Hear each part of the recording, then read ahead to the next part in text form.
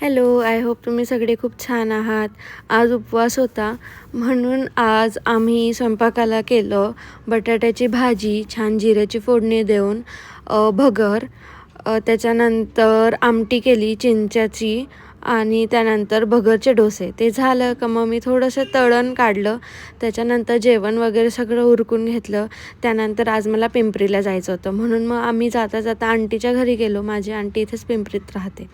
थोड्या गप्पा वगैरे झाल्या. मग आंटी म्हणे चहा करते. म्हटलं एवढं उन्हाचे चहा नको करू. मग तिने आईस्क्रीम आणायला पाठवलं. मग आम्ही सगळ्यांनी मिळून खूप छान आईस्क्रीम खाल्लं. ह्या दिवसाचं आईस्क्रीम खायला खूप छान वाटतं आणि ते म्हणजे थंडी पण आणि उन्हाळा पण. ते सगळं करून झालं. मग आम्ही पिंपरीला जायला निघालो. पिंपरीला काय नाही तर मला फक्त मोबाईलचे कव्हर वगैरे घ्यायचं होतं.